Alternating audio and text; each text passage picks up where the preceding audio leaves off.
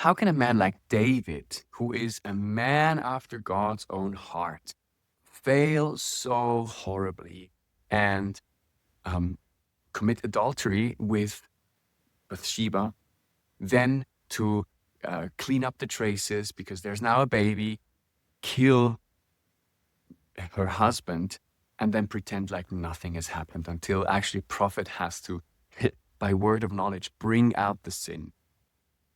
It always mystified me a little bit. And sometimes I was reading into the text in 2 Samuel 11. It's described what David is doing. And there are a little bit of traces of him being in a different position than normal. He's not fighting anymore. So that could be read into the text. You know, it says in the spring when the kings go to battle, David sends his armies, but he's staying in the palace. He's chilling there. And one afternoon, as he's rising from the couch, yeah, that could be an issue. But resting itself is actually something that the Bible does not condemn. I'm on the couch right now. Am I in trouble?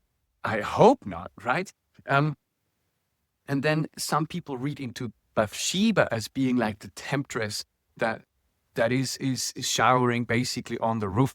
That's not what the text says, please. It says that David, is on the roof, and from the roof he looks and sees from the roof into the house or like the court of another house. And then he sees Bathsheba. He uses his trust because she was somebody from old times. Like her father was one of the men who was roaming around with David.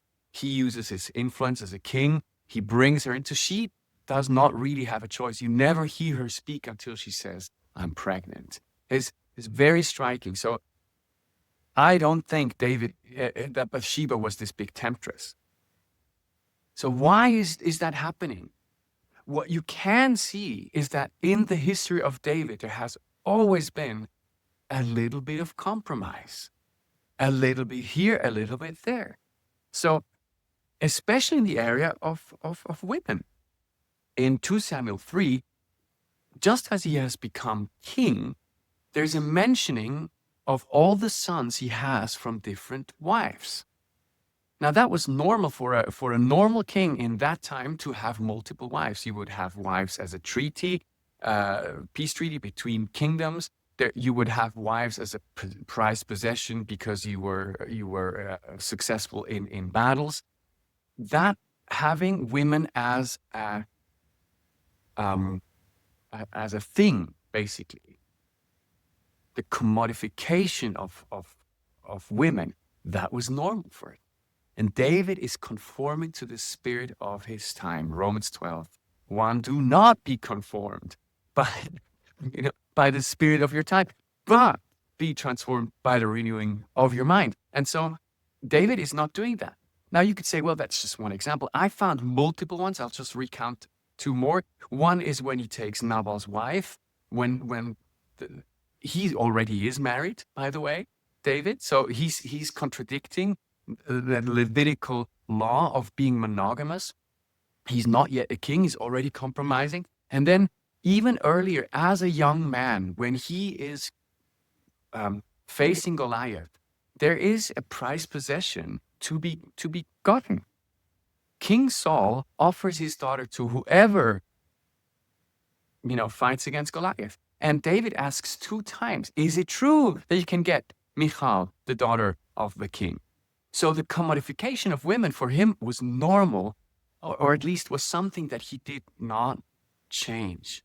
And something small, like getting a girl because you fight against a giant, becomes the destructive force that will later on split his kingdom into half. Now here's the takeaway. Where are you succumbing to the spirit of your time? What is normal in your friendship group that you now is not right?